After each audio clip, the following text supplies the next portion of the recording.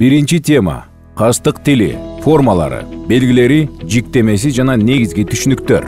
Балдар, биз кастык тили жөнүндө сабагыбызды баштайбыз. Биринчи сабакта биз кандай тилди кастык тили деп аташканын, аны кадимки сөздөн кантип айырмалоо керектигин, аны ким жана эмне үчүн пайдалана турганын жана өз сөзүбүздө ага кантип жол бербеш керектигин билебиз. Кастык тили жек көрүү риторикасы же hate speech жалпысынан бул аталыштар бир көрүнүштө түшүндүрөт. Адамга же адамдар тобуна карата басмырлоочу сөздөр.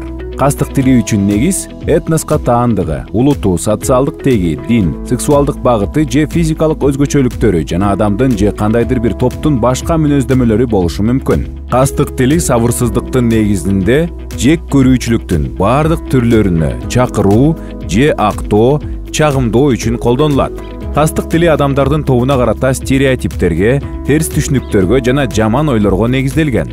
Ар бир адам же адамдардын тобу кастык тилинин объектиси болуп калышы мүмкүн. Кастык тилин саясатчылар, белгилүү инсандар, массалык маалымдоо каражаттары, троллдор фабрикасы, соц тармактарда буйрутма боюнча пост жазган адамдар да, ошондой эле соц тармактын жөнөкөй колдонуучулары да пайдаланышат. Бүгүнкү күндө соц тармактар массалык мүнөзгө, ыкчамдыгына жана көпчүлүк адамдарга жеткиликтүүлүгүнө байланыштуу кастык тилин жайылтуунун негизги каналы.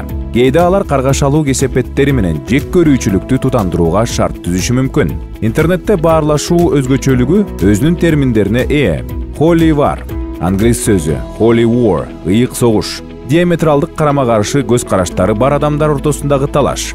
Троллинг, англис сөзү trolling, балык уулоо. Интернет баарлашуудагы чагымчылдык жана кемсинтүү формасы. Флут, англис сөзү flood, суу ташкыны. Интернетте баарлашуу жолу. Колдонуучулар өз ара мааниси жок билдирүүлөрдү алмашат. Flame, англис сөзү flame, от жалын. Талашуу үчүн талаш. Көбүнчө талаштын себебине тиешеси жок болуп калган сөз согушуу. Сүйлөгөн сөздө же текстте кастык тилин кантип айырмалоо керек? Саба маалыматтык аналитикалык борборунун эксперттери ал боюнча кастык тилин аныктоого мүмкүн болгон белгилер шкаласын иштеп чыгышкан. Бул зомбулукка чакырыктар, басмырлоого чакырыктар, жашыруун зомбулукка жана басмырлоого чакырыктар, этностук же диний топтун терс образы, зомбулуктун жана басмырлоонун тарыхый учурларын актоо, жалпы таанылган зомбулуктун жана басмырлоонун тарыхый фактыларына карата күмөн жараткан билдирүүлөр, толук кандуу эместиги жөнүндө ырастоо. Тигил же бул этностук же диний топтун тарыхый кылмыштары жөнүндө билдирүүлөр. Тигил же бул этностук же диний топтун криминалдуулугу жөнүндө билдирүүлөр. Этностук же диний топту же анын өкүлдөрүн басмырлоочу же кемсинтүүчү контекстте эскерүү. Изилдөөчүлөр кастык тилинин жиктемесинин ар кандай түрлөрүн сунушташат. Мисалы Саба маалыматтык аналитикалык борборунун директору Александр Верховский 3 түргө бөлүүнү сунуштайт. Катаал кастык тили, түз жана түздөн түз зомбулукка же басмырлоого чакырыктар жана башка. Орточо кастык тили, басмырлоонун жана зомбулуктун тарыхый окуяларын актоо. Тигил же бул этностук топтун криминалдуулугу жөнүндө билдирүүлөр жана башка. Жумшак кастык тили, этностук же башка топтун негативдүү образын түзүү, кандайдыр бир белги боюнча адамдардын тобунун начардыгы жөнүндө билдирүү жана башка. Европа университетинин адистери кастык тилин аныктоонун 2 категориясын сунушташат. Биз топко жана алар топко бөлүү белгилерин камтыган салыштырмалуу жумшак кастык тили бар тексттер. Алар топко карата терс иш-аракеттерге чакырган түрткү берүүчү конструкцияны камтыган салыштырмалуу катаал кастык тили менен тексттер. Келиңиздер практикада кастык тилин аныктоого аракет кылып көрөлү. Жумшак, орточо жана катаал кастык тилине киргизүү керек болгон мисалдар. Сабактын аягында жообуңуздардын тууралыгын текшере аласыздар. Кастык тили менен кантип күрөшүү керек? Ар бир өлкөдө басмырлоого каршы мыйзам болгону маанилүү. Борбор Азия өлкөлөрүнүн конституциялары басмырлоого тыюу салуу жөнүндө ченемдерди камтыйт. Бирок бул түшүнүктү кеңири ачып бербейт. Эл аралык стандарттарга ылайык келген басмырлоонун жана анын түрлөрүнүн аныктамасы болушу зарыл. Басмырлоодон коргоо механизмдерин караш керек. Кастык тили менен кантип күрөшүү керек? Тилекке каршы мыйзамдар жана тыюу салуулар менен гана көйгөй чечилбейт.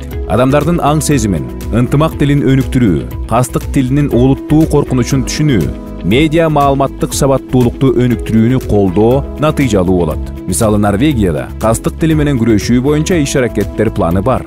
Бул билим берүү программалары, толеранттуулук маданиятын жайылтуу, басмырлоо учурларына мониторинг жана изилдөө жүргүзүү, ар башка өлкөлөрдүн өкмөттөрү, эл аралык уюмдар, компаниянын жетекчилери басмырлоо жана кастык тили менен күрөшүүнүн маанилүү экенин түшүнүшөт. Бүгүнкү күндө соц тармактар кастык тили бар контентке мониторинг жүргүзүү жана ылгоо механизмдерин киргизип жатышат.